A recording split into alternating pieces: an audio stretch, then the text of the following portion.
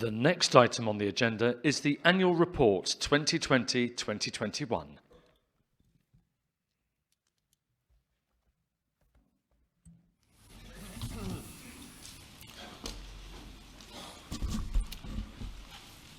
Okay, everybody's got the annual report.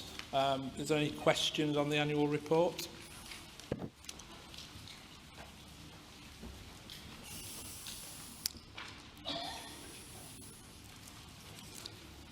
A question?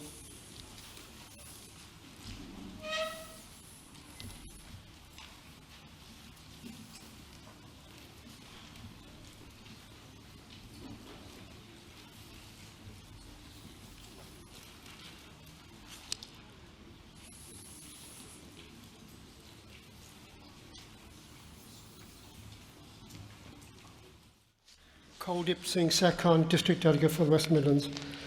On the annual report, page 17, it's got here Stevensons have been nominated as the NFRN's members law firm to handle claims.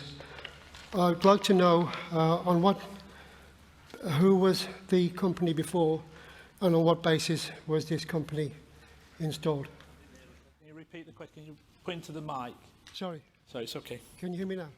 Yeah, I can't hear you. Yeah, I can. Yeah. Speak. I said Stevenson's law firm have been nominated as the NFRN's new members law firm to handle claims.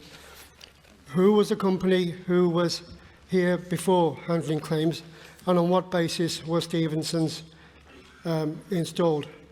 What basically what are they charging? What was the company before charging? Well, Martin, I'm not quite sure what Stevenson. I mean, if you're talking about our legal policy. Sorry? Our legal policy is with ARAG. It's been with them for quite some time. Before that, it was with Abbey Legal. The charge, I don't know what the charge was exactly, but we can get back to you how much it costs us on a yearly basis. I just want to know on what basis they were changed, that's all. Well, we do a parade every 3 years because it's one of the biggest costs that we have in the organisation. So what we do is that the trustees and myself went to the market with Stephen Burridge, also head of facilities and special projects, and then they do a beauty parade. But currently speaking, there is only one in the running currently, which is our existing supplier, which is ARAG. Right. Am I allowed to ask questions on the activity report? On the Activity report? No, we're doing the annual report. Just annual report. Okay. Yeah. Okay. Right. Page 17. Thank you. Next question. Thank you, Mr. President. Abdul Qadir, Scotland. I'm just here to sort of say how brilliant this report is, and I think all members should get a email copy because this really is the NFR, and it makes me so proud. Thank you.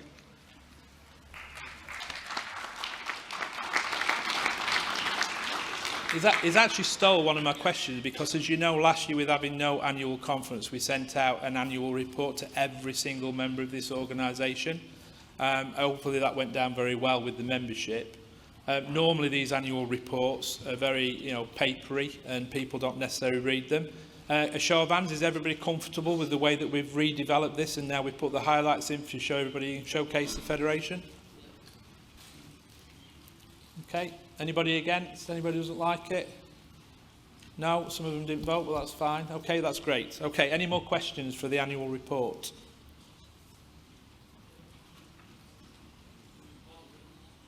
Yeah, the written ones. Yeah, you're coming up. Yeah, you need to come up, yeah. We've got some written questions, we're gonna put them up.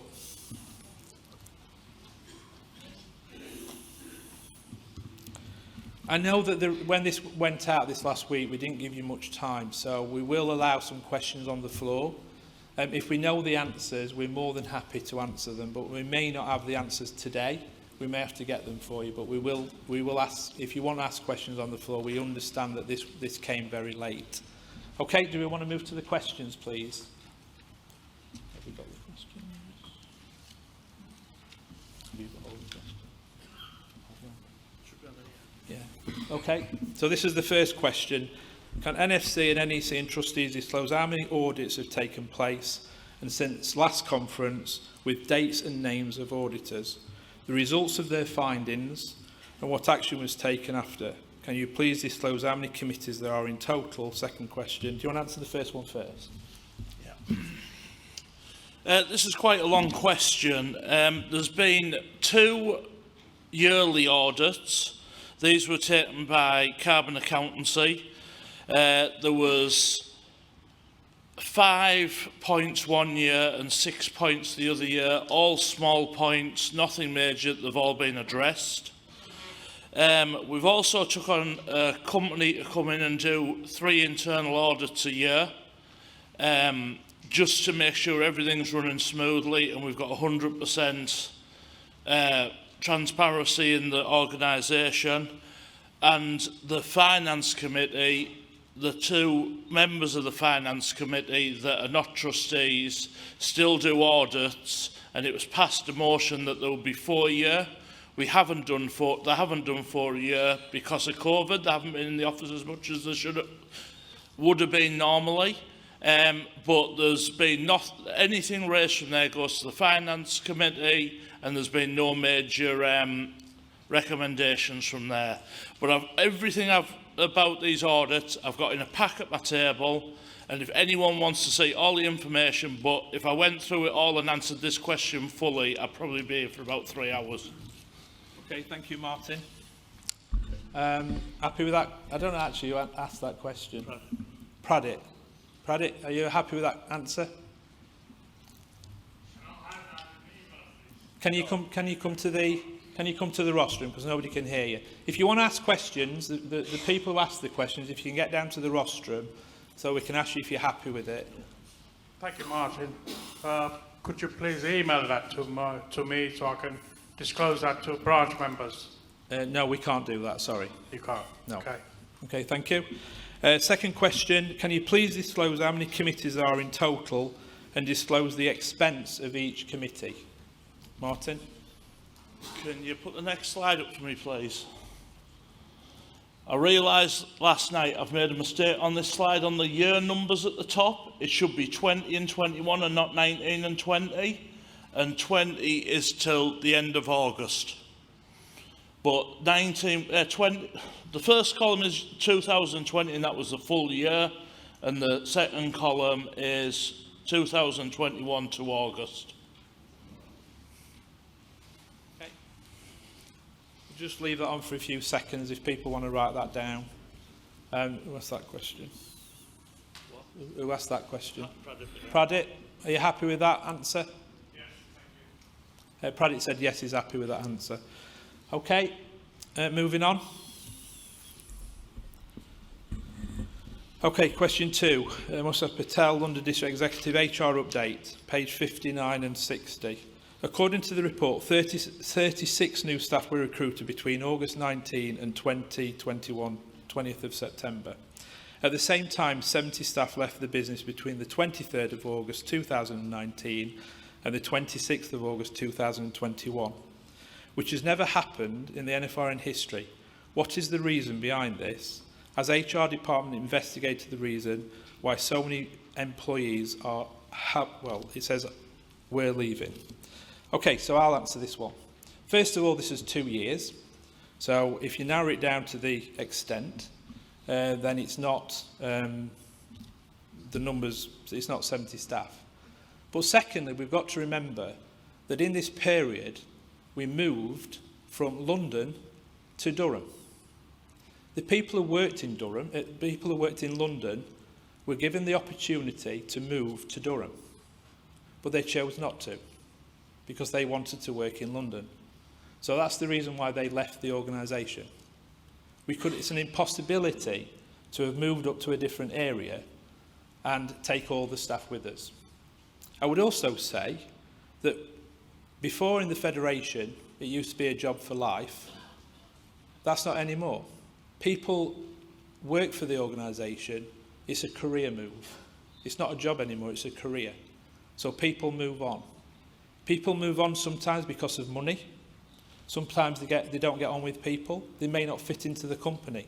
But if they don't fit, then we have an obligation to move them on and get new people in. What I can tell you is, and I'm not sure what this question is all about, but what I can tell you is that we gave every member the opportunity to move up to Durham if they wanted to do so. If they chose not to do that, then we looked after those individual people. We also refocused what used to be called the RDMs in the field to the MDEs, which is currently now. And if you look, and I don't want to spoil the thunder of Phil when he gets on stage, but I can assure you, you'll be impressed with the numbers that he is going to tell you that the MDEs have generated compared to what the RDMs did in the past. So I hope that answers the question for you. Does that answer your question? I can't see.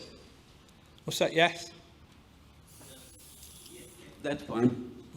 Mukesh, you happy with that? Yeah. Thank you. Oh, 3 parts. Okay, next one.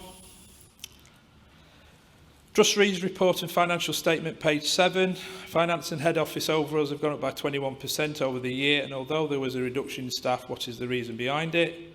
That's what we'll do the other 2. NFR and legal line expenses has gone up by 74%. What is the reason behind this, and are there any changes to the policy cover? And on page 26, 10 creditors amount falling due within 1 year.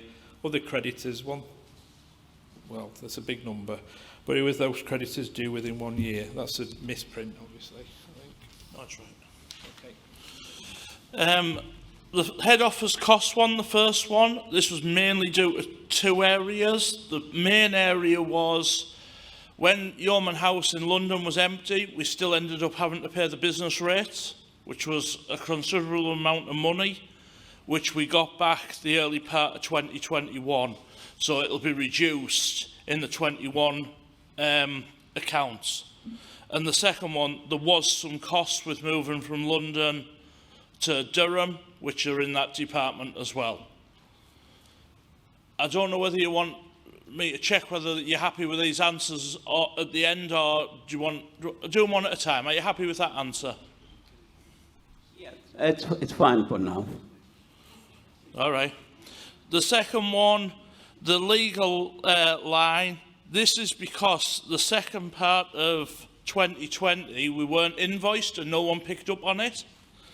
So, no, the second part of 2019 we weren't invoiced. So we ended up paying nearly 18 months worth of fees in 2020. So in 2018 we paid 210,548. 2019 145,117, and in 2020 we paid 253,560. So the average is about the same all 3 years. It was just the year it was allocated to the account. So what is the average? I mean, what is yearly? I mean, if you break it down per annum, the legal cover. About 200, just over 200,000 a year. Okay. And the third one, the creditors. This is the majority of that amount is because of the money we borrowed to do Yeoman House off New Trade and out of the investments. Because we made a decision to pay that money back, it's on the balance sheet as a creditor. Okay, so eventually, I mean, is it intercompany balance? I mean, do we owe anyone outside the Federation? Not any considerable amount of money. There will be creditors that go over the year, as there is in our own businesses, but it's a small amount of money. There is money sat on there when we've de-invested money before, because it's awkward to get it across, but the majority of it is them 2 amounts that we've borrowed for Yeoman House. Okay, thanks. Okay, thank you. I think the question what you were really asking is, have we borrowed any money on the assets of the Federation? I think that's where you're going, and the answer to that is no, we haven't. Okay. There's one more question. Okay, question from Devaswani, Wales branch. The combined income and expenditure on page 7, under the headlines of claims due, death of members, serious illness, shows a figure of 61,800. Could we have a breakdown of this figure between death benefit and serious illness, and in what time period? Martin? The breakdown is on page 12, but the figures are the wrong way around. The death benefit was 57,800 and the claims was 4,000, and this is a period of January 2020 to December 2020, our financial year. That has been adjusted before the accounts were lodged. Okay. Dev? Are you there? Yeah, Oh. yeah, that's fine. The reasoning behind the question was that I wanted more or less to see, are we paying everybody who needs to be paid, or are we just, if they don't claim, are we ignoring them? No. That was the concern. Okay, I think, yeah, what I'd say is, are we paying everybody that claims? The answer is yes, we do. We're not ignoring people that don't claim, but of course we sometimes don't know about their circumstance until it's too late. But I can assure you that the trustees look at every single claim, even if it's outside the period of time. Okay, is there any questions from the floor? Question? Jeet?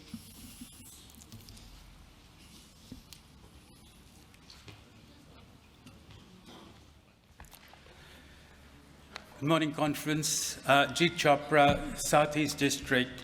This question is from Mr. Naresh Prohit, ex-National President.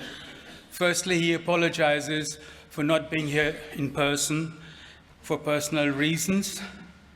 The question is to the National President Stewart. As you have been President for 2 years, will you relinquish 1 year's honorarium as a gesture of goodwill to further help the Federation funds? And then we don't make it personal.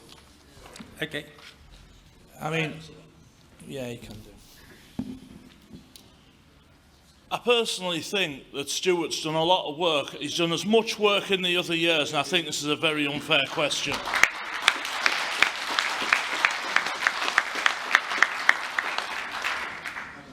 Do you know, okay, I've been told to leave it, so I will. Narinder. Thank you.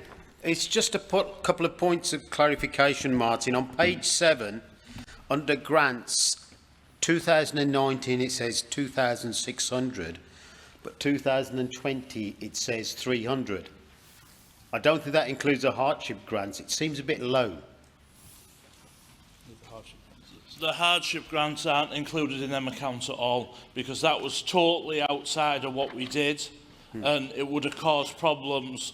That's been audited internally, but the hardship fund is in a totally separate account. It's in a client account. So the question still is 300. Isn't that a bit low for grants during a whole year of COVID?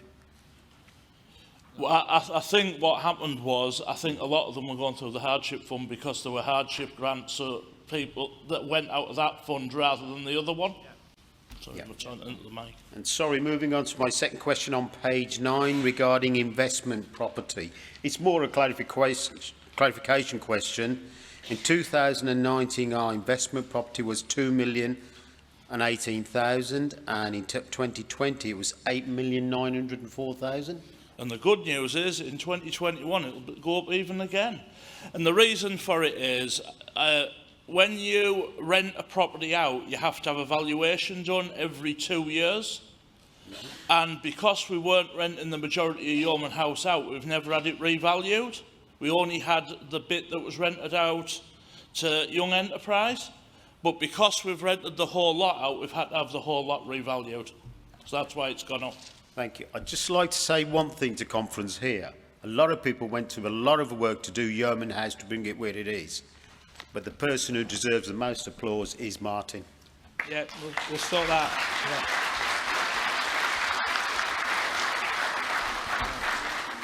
Yeah. Okay, is there any more questions? No more questions? Okay, thank you, conference.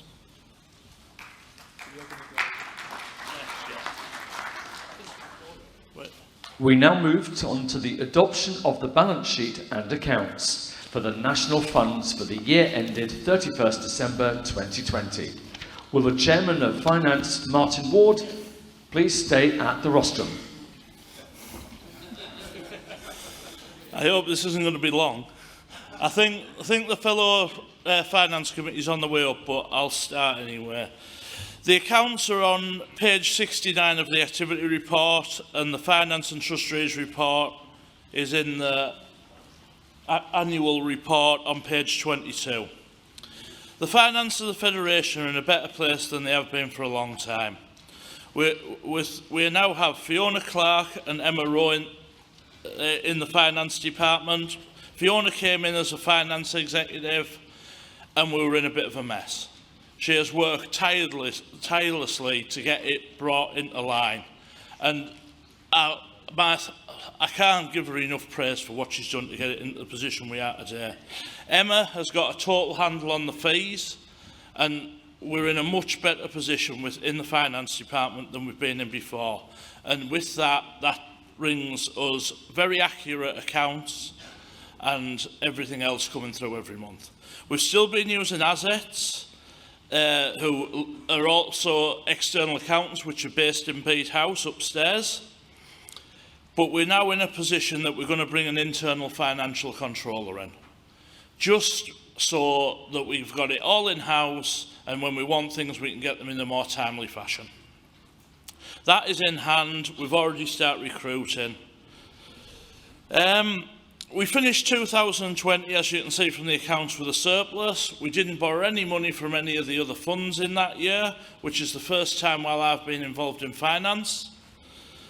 And you've got all the information on there. Because we're in October, I just want to give you a bit of an update where we are in 2021. We're in a positive position again, and the August management accounts show we are 450,000 ahead of budget. This shows the work that we've put in across the last 2 years is paying off. The two main reasons for the saving is the move to Durham, but we also haven't had a COO since December 2020. And Stuart Reddish has been doing this role alongside his role as President, and that has made us a massive saving.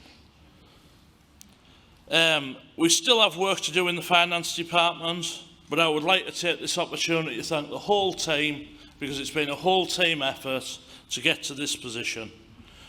And if anyone has any questions, I'm quite happy to answer them.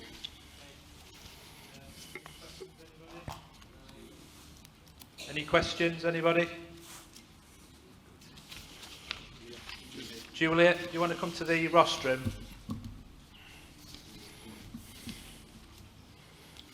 Wrong side, Juliet, this side. There's no room on this side. Rostrum, Julia, not roving mic. Roving mics are for people who can't get to the rostrum.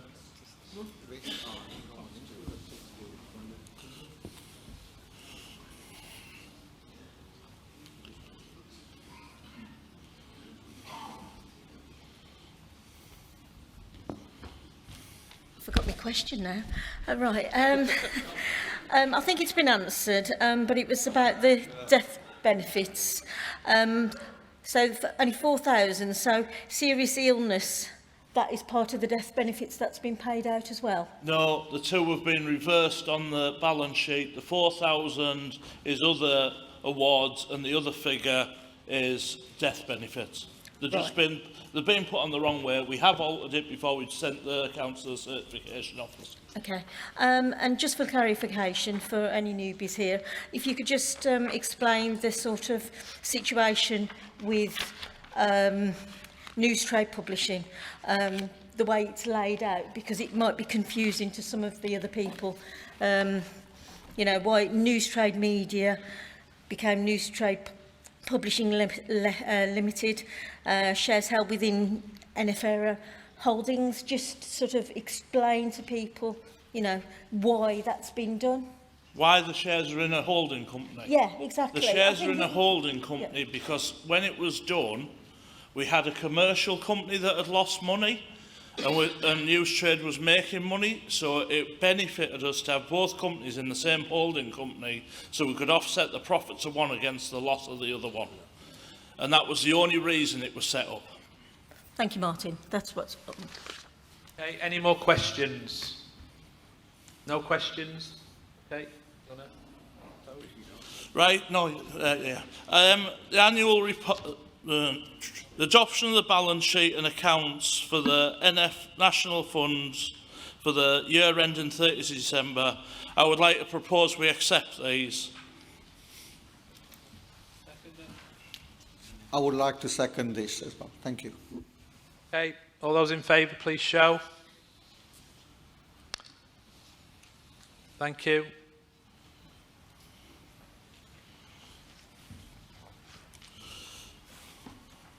Martin Ward, Chairman of Finance, will you now please propose the appointment of our auditors? We've used carbon accountancy for the last 2 years. It was a massive saving on our previous auditors, Grant Thornton, when they terminated our contract and didn't want to work for us anymore when we questioned their audit.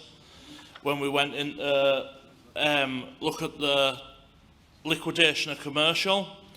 We're doing it for less than a quarter of what we were paying before the audit, and the service is very good. We just need to shape up the timing of it a little bit, which we're on with, and they've assured us that hit our deadlines this year. So I would like to propose that we employ carbon accountancy for the coming year. Okay, seconder. I would like to second that, please. Okay, show of hands, all in favour? Carried, thank you. Thank you, finance guys. Next one is trustees. It's not on your agenda paper, but item 11A will be a trustees report, which we're going to do now. Thank you. Trustees. Hello, conference. Oh, is there? No. I do want to go. You're going to do pensions as well? Yeah, we've got the slides.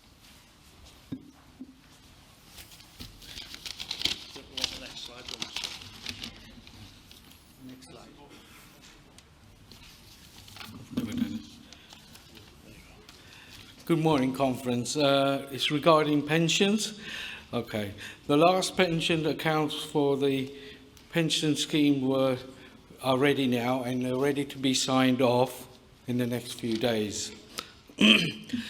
The scheme investment from the value from 31st of 3/2020 was 7.8 million. Then 31st of the 3rd, 21 is 8.86 million, and 31st of the 8th, 2021 is 9.7 million. It shows that the substantial increase over the period. Presently we are investing in Standard Life and Newton investments. They've done very well for us previously to the other companies we've had a few years earlier. The scheme is closed now to any new members. It's only open to the active members which are already in the scheme. Presently there is 26 deferred members plus 44 pensioners, a total of 70 members in the scheme. The employees are now putting 55,000 a year annually, started on the 20th of April, from that period for the next 14 years.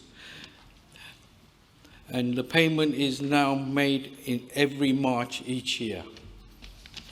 And that's the report. Okay, thank you. Any questions for Nailish on the pensions?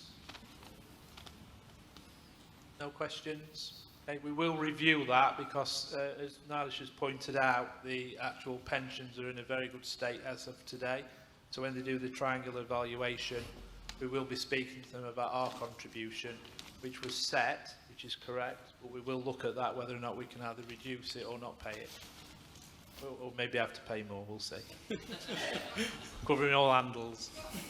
Okay, next one, Martin. I don't think paying more was an option. Trustees report. We are still using InvestEgg for the investments. We have quarterly meetings with them. And over the last 3 years, we've averaged a 5% return on our investments. We had to disinvest 552,000 for the Yeoman House project. This is going to be repaid over the next 5 years before the break clause in Yeoman House could be triggered. Property, Dublin office. We have received an offer of €217,000 for Dublin office. We have accepted this offer, but there has been a delay in the signing of the deeds because we've got the wrong trustees on the document, and the trustees that are on there are not with us no longer. We have done a lease agreement to let the new buyers into the building renting it until we can get the legal work done, so we keep the buyer and we get some income off it. Gilesgate office at Durham. We've just had an offer last week on that to rent that out for £17,000 a year on a 3-year lease with a 2-year break clause. Yeoman House. When we moved out of London and located at Durham, we took advice of 3 estate agents in London, and the advice came back that we needed to renovate to a warehouse style to get the best return on the building. The building was then stripped back to the brick and a full refurbishment took place. The whole plan had a £1 million budget. The time scale to be finished was April 2021. I'm very happy to report that we came in under budget and ahead of time scale. We rented out the building in 4 weeks on a full repair and maintaining lease to our tenant, Retail Me Not. The full rent is £610,104 a year, but we have agreed 22 months half price rent for the first 5 years and 22 for the second. We did have to add a further 3 months to the first period because when they had a surveyor's report done, they thought there was £70,000 worth of work to do with the outside of the building.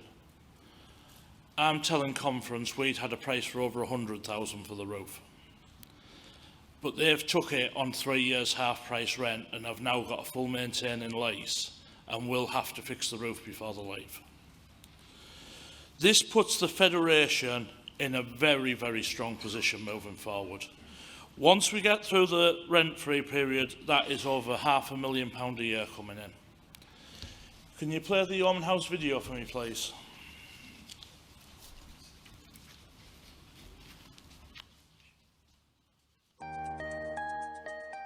Well, it's another historic day in the Federation calendar when National Council and the Federation decided to move head office from London to Durham. We decided also to make sure that we put the footings for the Federation for the next 100 years. So what we put together was Project Awaken with a team of people that would deliver. Well, I'm pleased to say I'm down in London today for the opening of the new offices of Yeoman House here. It's really encouraging and I'm looking forward to seeing the building, but more importantly, I'm looking forward to interviewing the people that made this project work. I'm here now in the courtyard talking to Montezir Dipoti, who's our National Vice President.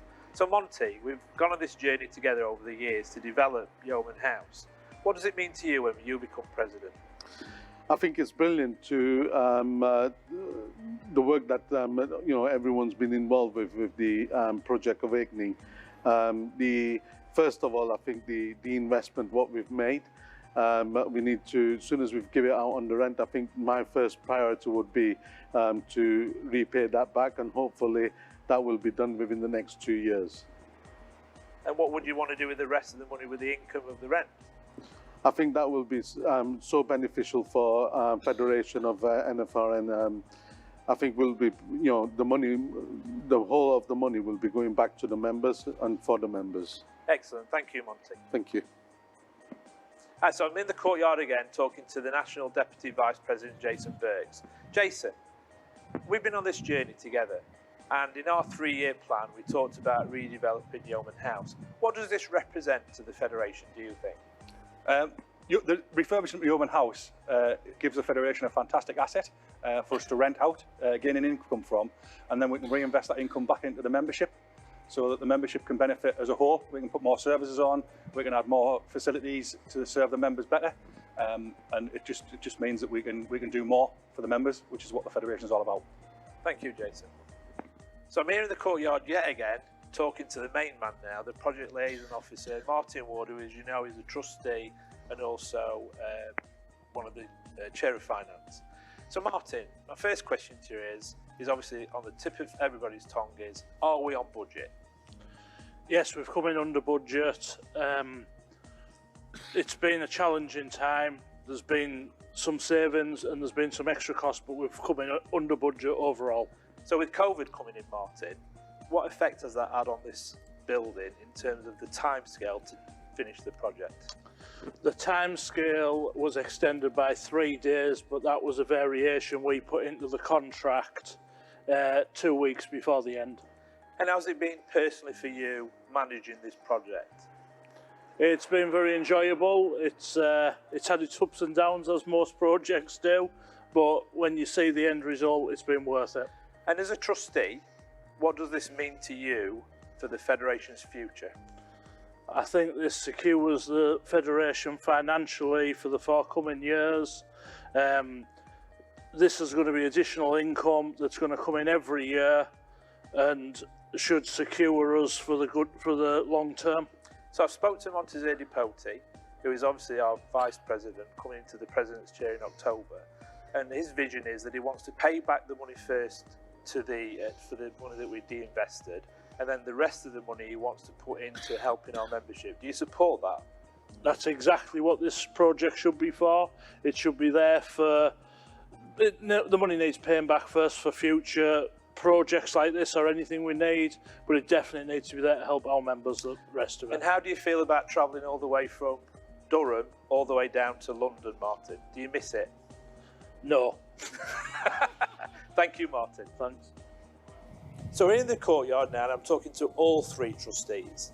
Obviously, historically, this is a massive, massive move for the Federation. £1 million budget to do this sort of thing that you've actually decided and presented to National Council. So first of all, I'm going to ask you, Sunil, what does this mean to you personally? It's a great day for the Federation. We should have done it this maybe 10 years ago. Doing this, I can see the future for Federation for next 100 years, I think. Okay, thank you, Sunil. So Nailish, you're a London guy. So my question to you is, what do you think about this in terms of the fact that now you're not travelling into London, you're having to travel to Durham? It's going to be a big difference of being here. Once every 3 months we used to have our meetings here, our district exam meeting. So it's going to make a big difference for us not being in this brilliant place. It's going to be, once it's rented out, it's going to have a lot of member benefits for the money coming in to reinvest to our members again. Okay, so I interviewed Montezeri Poti, who's going to be the president. I've interviewed Martin earlier and he told me what he wants to do with that money. What do you see the vision of that money being used for? For member benefits now, you know, give them back better services, better service giving back to the members, helping with the call centre, things like that. Thank you very much, Nailish. Well, can I just say, trustees, I think you've done a fantastic job making sure that we secure the future of this Federation for the next 100 years. Well done. Okay, so I'm in the courtyard now with Stephen Burridge, who is our longest serving member, who's worked at Yeoman now since we actually introduced it to us. Stephen, what does today mean to you? It's just a marvellous event. I was here on our first day in May 1986 when we moved here, and so I've been here for well over 30 years. And it's just exciting to see the building pretty much looking better than it's ever looked in all my time here. And it's just so open plan, very airy, bright, and it presents a wonderful opportunity for a company to come in and obviously pay a rent that will be very helpful ongoing for the Federation going forward. So Stephen, obviously we couldn't possibly have today without having you here. That was obviously everybody in the Federation recognises you've been here for a long time. So how do you feel about the fact that we're not in London anymore? To be honest, obviously originally it was a concern because obviously I've just been used to working here for so many years. But as you know, I've been very much condoned the thought that we should really be considering moving out from London because it's very expensive. The rates here alone are more than the Federation pays for everything in Durham. So it made sense for the business to consider the move. It probably could have been done some years ago, ideally, but the situation didn't present itself. But with the current management regime that we have in place, we've managed to get here, and just really pleased that we finally got to this position. So, Stephen, I've interviewed the Vice President, I've interviewed the Deputy Vice President, I've interviewed all the trustees. They're all singing off the same hymn sheet in terms of the fact that they want to pay the money back what we've had to de-invest to do what we've done for this building. And they're adamant that the rest of it goes into helping members. How have you felt about the future of this organisation now with what's been going on over the last few years? I have to say again, this is something which gives the Federation a future. It will pay itself within 18 months on rent alone, and thereafter it's just a benefit where any monies coming from these buildings and all the Federation's assets, which are being sweated right now, will effectively go towards ongoing costs and present the business with an opportunity to increase resource and provide a better service for members. Okay, Stephen, thank you very much. I know this is a personal challenge for you, leaving this building. I understand that. Well, thank you very much for taking the time. Thank you. So again, we're inside. Why are we inside? Because of the British weather, of course. So I'm in front now, we're speaking to Daryl, who from his ODB group. I must get those letters right. So, Daryl, you were picked, obviously, to transform this building for the NFRN. How's it been? It's been a very challenging project and very interesting. We worked with the NFRN some years ago on a small project, and we're really pleased to have been brought back on this one. And it has been interesting, transforming a building to the state it is now, but very, very rewarding. And I think the end product bears that out. Thank you very much indeed. So we're back inside again. Obviously, I'm talking to Elliot. Elliot, can you first of all introduce yourself and where you're from? Sure. So Elliot Stern from Colliers International. I'm a director of the City Fringe Leasing Office. And I've been advising NFRN on the development and leasing prospects for the building that we stand in today. Okay, so Elliot, you're probably the one person that's going to secure our future in this federation when you rent this building out. Yeah. So how do you think that this project's gone? The look of the building, what does that mean? Yeah, sure. So I'm not sure if any of the members had seen this building prior to the refurbishment works that have been undertaken today. But it was quite a tired building and it looked very different to it looked today. I mean, we have a sort of a beautiful old warehouse building here. And what we've worked very closely with you and your team on and the guys who have undertaken the works is to try and celebrate the character that we have here. So as you can see, we've got sort of exposed brick walls, we've got exposed soffits, new suspended lighting system. So this is what you would sort of consider a traditional office in this part of town.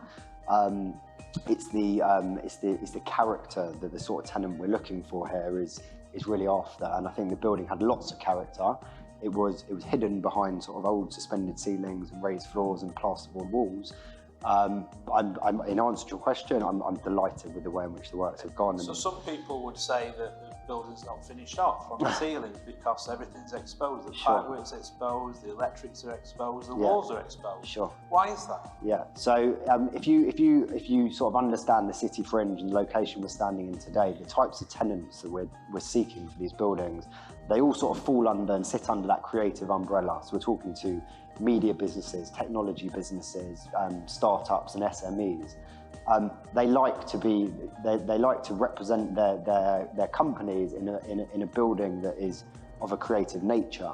So old warehouses, old industrial spaces are exactly what they're looking for. So whilst you say, and your colleagues also sort of think I'm mad when I told them we want to expose brick walls and not finish ceilings, but that is exactly the aesthetic that these sort of businesses are looking for. So is this called a trend? Is this a trend? Yeah, I mean, we would call it sort of industrial chic is our way of sort of coining it. But yes, in answer to your question, it is trendy. Yeah. So of course we all know our thoughts on estate agents. Yep. So my question to you is, when will this building get rented out? The $1 million question. Because of the pandemic, I understand that's going to be challenging times. Yeah, sure. So look, we're in a quite a challenging market, but I also think challenges breed opportunities as well. I think what this building has going for it is a self-contained building of circa 10,000 square foot. We'll be looking for quite a grown-up business to take the space. It has a lovely courtyard outside, which can either be used for car parking or more likely an actual sort of a tenant enjoyment space that sits outside the building. I'd like to think within the sort of the next 6 to 9 months, we would have secured a tenant for this building. I don't think that's unrealistic, but as you say, we are in the middle of a pandemic. People have been sort of told not to work in offices and work from home. So my job for the last 12 months has sort of been pushing water up a mountain. It's like trying to sell an airline ticket when people are told they're not allowed to fly. It's a similar sort of analogy, but the sentiment that we're hearing when we're talking to these tenants is they're all desperate to come back to work and work in the office again. So that's obviously really positive news. And I'm hoping that happens from now up until sort of mid-June once So the my final shutters come up. question to you is this, that obviously we've invested £1 million in this project. Yep. Is it worth investing that sort of money in this building? Absolutely, yeah. I think the rents we're going to achieve, the lease term we're able to, or hopefully achieve, will more than pay you guys back for your money. Like I said earlier, you've done a fantastic job here, and it's now my job just to go and find you that tenant. Well, listen, I'm not going to keep you any longer because I know you've got work to do in renting this building Absolutely. out. So on behalf of the NFRN, I'd like to say good luck. Thank you. And let's get it rented out as soon as possible. Thank you very much. Thanks for the opportunity. Cheers. So here we are, the final stages of opening this building. It gives me great pleasure as the National President, along with my colleagues and members who have made this building happen, to declare this officially open for business.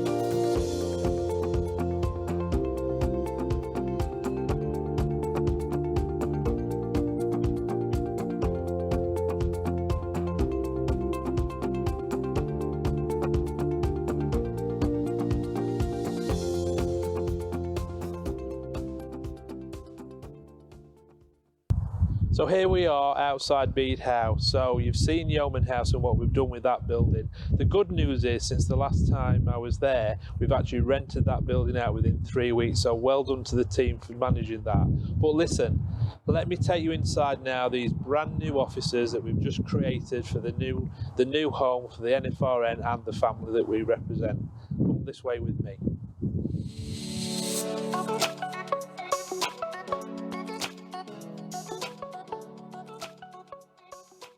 So now we're inside the building. Follow me, let me take you to the teams and let me show you around this fantastic opportunity to show everybody and showcase our federation. Come with me.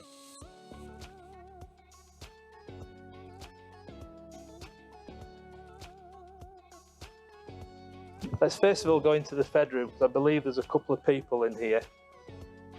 Are we ready? This is Brian. Say hi, Brian. Hello, everyone. This is Phil. Say hi, Phil. Hi, everybody. So let me first of all take you to our Connect team. So Hi, Andrew. Hi, Stuart. Hi, this is the CAT team. So let me now take you to our business development team, headed up by Adrian. Adrian, say hi. Hi. Hi, folks. Hi. Say hi, team. Hi. Hive of activity. Then let me take you to the marketing team. This is another Adrian, who heads up our marketing team. Hi, Adrian. Hi. Hi, team. Hi. Let me take you to the other team. This is membership services. Hi, Angela. Hiya, everyone. This is my team. Hi. Say hi. Now let me take you into the boardroom. I think someone's heading into the boardroom. Oh, look who's hiding in the boardroom. Hi, Jason. Hi, Stuart. You all right? Very well, thank you. And this is the famous boardroom. So let me now take you to the exec office. So follow me. So this is Emma, who heads up the exec office. Hi there. Hi, Emma. Hello. And look who's hiding on the corner. We've already met before. Hi, Monty. And let me take you into the offices of the exec office that's also got the Fed talks, and that's where we do all the Fed talks. And I think there's one person we're missing, which has got to be IT. So let's try and locate them, which I think they're in the Durham room. Oh yeah, somebody's in here, so let's go and see who's inside. Hi! Hi. Here's Nat. Hi. Nice And this Mustach who's looking after our CRM system. Hi, Mustach. Hi. Hi. Hello. So there you have it. You've now seen our fantastic offices here in Durham. I hope you've enjoyed the tour, and I look forward to seeing you very soon. That's it. She's done.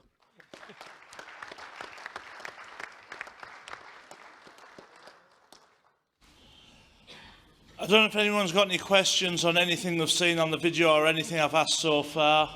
I've only got one little bit left to do, so... Any questions, anybody? Monty? No? Question, Ray?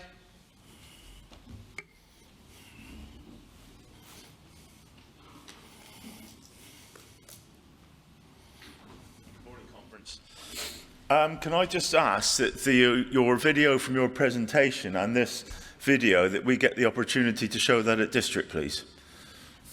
Absolutely. Thank you.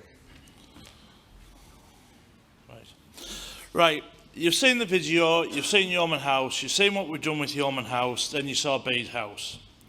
When we moved to Bede House, we spoke to the landlord, and we said if he was ever going to sell the building, would he give us first chance of buying it? A few weeks ago, he came to see us and said he's thinking about selling Bede House. Bede House, he was wanting 3.3 million for the building. Not just for our bit, there's two other tenants in there, and it has an annual rent of £316,603, including ours, and would give us a 9% return on any money we invested. All three tenants, including us, are on contracts till 2029, with a rent review at 2024. The trustees, the finance committee and the NEC are all fully behind buying the building. And the trustees will look at the options of how we purchase it, with a combination of de-investing and getting more money on it than we're getting, because as I told you before, we're only getting 5% average over the last 3 years, and borrowing some money.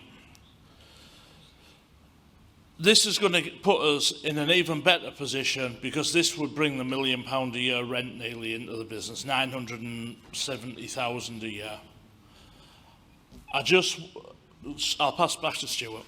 Okay, conference, you've heard what the trustees are saying. Just for information, is everybody happy with that? Can I show of hands, please show. Okay, I think you've got your answer there, Martin. Thank you very much. Thank you. That's me finished, unless there's any more questions. Any more questions for the trustees? Okay, Nilish. Oh, sorry, we've got a question. Oh, there's one question, Martin. Question. Can you come to the rostrum, please?